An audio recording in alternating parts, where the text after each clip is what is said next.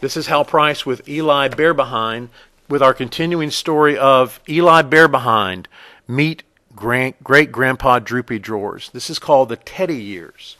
So I'm going to continue. When we last left off, your great-grandpa Droopy Drawers was tied to a tree in Smeads, Mississippi, and he had been hunted down, and he was tied to a tree so that Teddy Roosevelt, the president back then, could shoot a bear and take him home as a prize.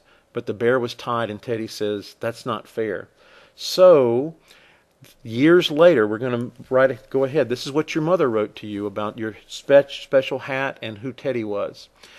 Now, Eli, it is only fair, I think you need to know, that all bears understand this rule.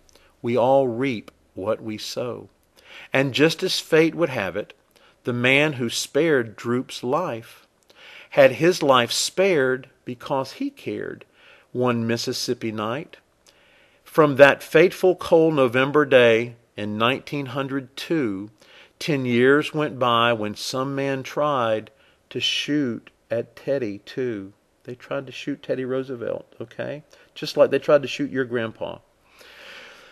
One cold night in Milwaukee, where Roosevelt would speak, a man jumped out to shoot Droop's friend, and history here repeats. You see, old Teddy's caring heart was about to meet its fate, but was about to meet its match. When fate stepped in to save him, one bullet lodged, but scratched. It didn't go through to hit his heart, okay? It just kind of lodged there. His heart God had protected because the speech he wrote was long and 4 times folded and placed inside his coat. The bullet aimed to kill him had been slowed down, you see, by his own words to share with all. This speech was history. And Grandpa Droopy sent a note to his hunter friend named Teddy to remind him that his nickname made him, oh, so rough and ready.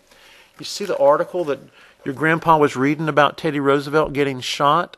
And he sent him a very special little note that just let him know that he was worried about him and that he hoped that he would be okay soon. So there's a little note that your grandpa sent to Teddy.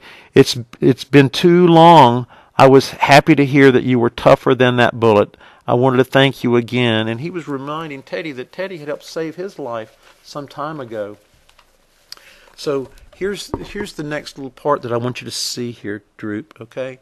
This is called, and in return for his kind note, Ted sent Grandpa a gift. It was a very special hat designed to make hearts shift. The hat he wore with fuzzy ears just made him smile inside. He wore it in the Badlands back in 1885. I want to show you the hat that you're wearing, Teddy. For Eli, it was Teddy Roosevelt's hat that he wore back in 1885, a long, long time ago. So this is a very special hat. So now you know the history of Droopy's early years and all about this magic hat with fuzzy, floppy ears. Your grandpa made me promise so many years ago that my last son would have his hat. I needed you to know. This hat I left inside your crib the day we separated has magic powers just like you, but it must be activated. This magic hat is not hard to use, but you must do your part.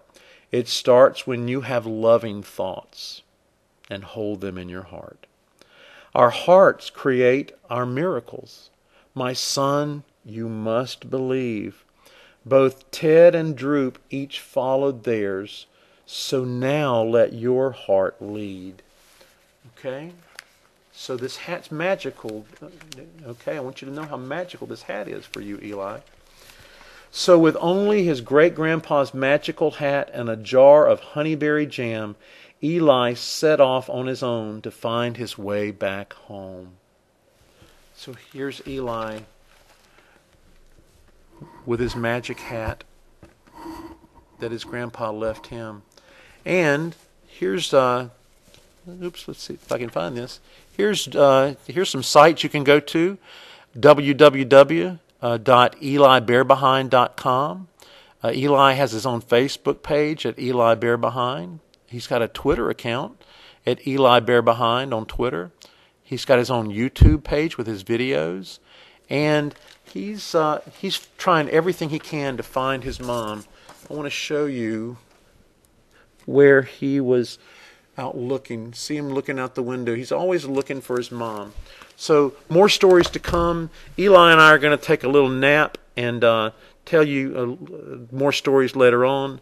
He's glad you came, and y'all thank you very. Okay, he's saying goodbye, I guess. Goodbye. All right, y'all have a good day. I'll talk to you later. More to come. Stay tuned.